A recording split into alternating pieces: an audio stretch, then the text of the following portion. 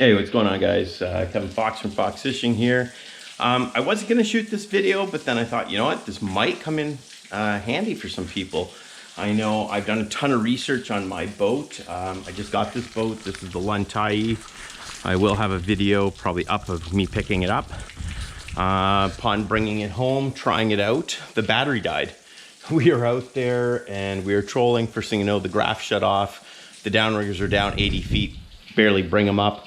Luckily, we had a jumper cable and I was able to jump from a trolling motor battery. And I was able to barely get in. Not only that, even as I would bring up the Canon downrigger, the motor would kind of stutter. So I've been going through to find out if it's going to be the battery the issue, or is it going to be an alternator, or I think they call it a regulator. But that's what we're gonna try to find out right now. I am not a mechanic. I am not good at this shit. So hopefully my trials, tribulations, and errors will help you guys out figuring out what's going on with yours if you have a battery that's dying while you're out in the boat. So let's start her up and we will put on a battery tester. And if the alternator in this is working, we should see around 14 volts on that battery. So let's get at her.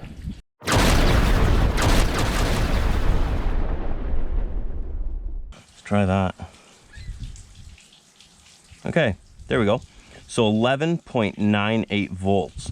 So ideally, if this was full, I would think 12.7. But yeah, so that seems a little bit lower to me, but nonetheless, let's carry on. All right, so let's start this boat up.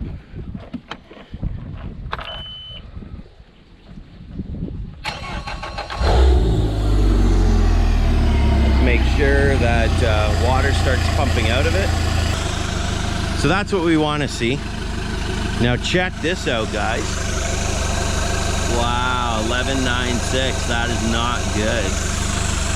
This thing here should be pushing this higher. Let's go like that. Put her into forward. I want to see if this thing puts out any amperage.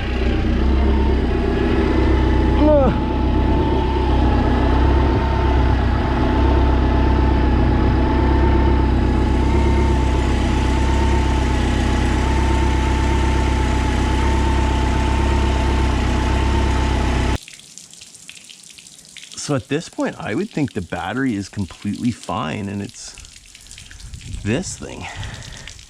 Where's my phone? I'm gonna look up and see what it says. Let's go to Google. Hello, Google.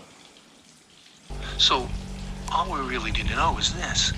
Is my alternator faulty or not? We suspect we have a problem with our charging system. Maybe the lights look dim. Or Yeah. To start the car and the battery was all. Yeah, that's it. Going on right here. So my alternator's fucked. The ground is here. The power is here. This is going to tell us what's really going on. And that's it. To wire your car and put it in their class. So now we can shut the water off, put this boat back in the garage, and start working on this damn alternator. Electric sensor. I can't see shit, but I'm gonna back up anyways. Hopefully I don't hit stuff.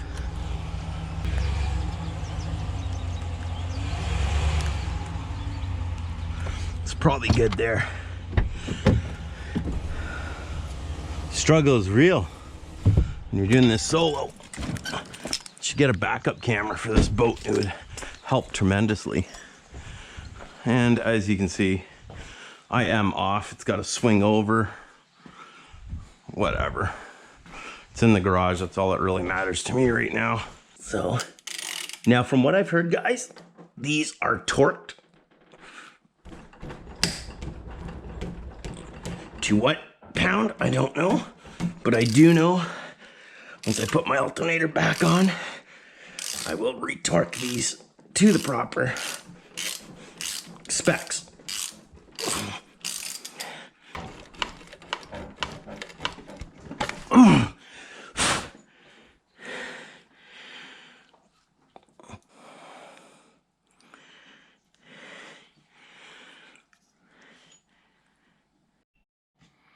Hey, what's going on, guys? So you've watched the first part of my video.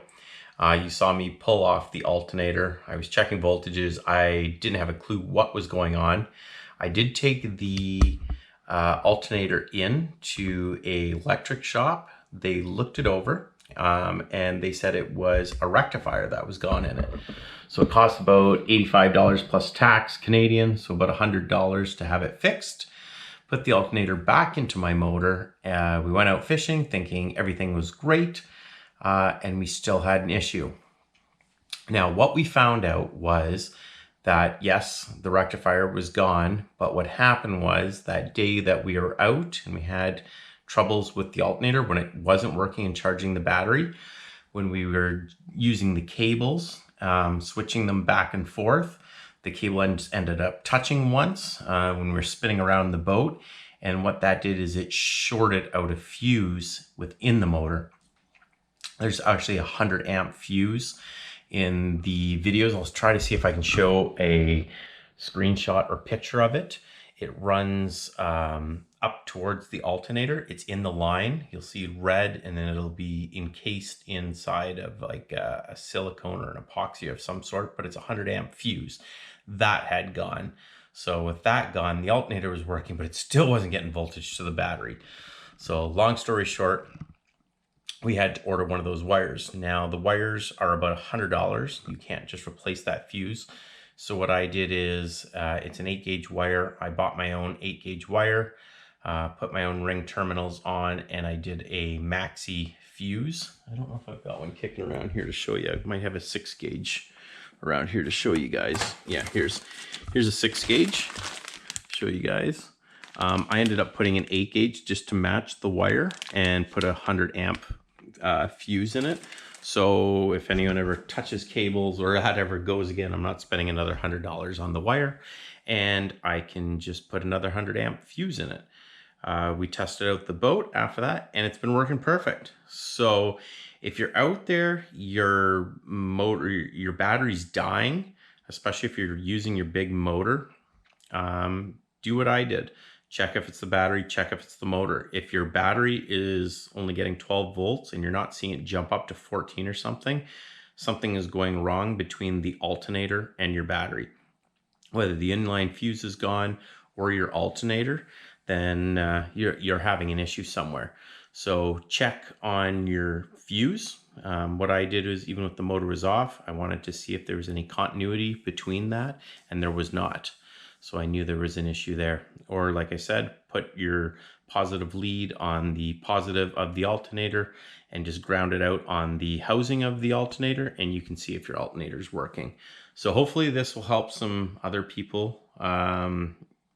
It was a whole long process. This was going out in the boat 2-3 times and always having the battery die. I didn't know if it was a faulty battery or what was going on. But long story short, it was my alternator. It was a rectifier. And here's the kicker, okay? You guys are gonna love this. I called the one marina. I found out that the person who had the boat before me actually had paid for extra insurance and on the motor, warranty, sorry, not insurance, and it didn't expire until this June. So if I would have taken it in, I would have actually got a brand new alternator, and they would have replaced that wire too.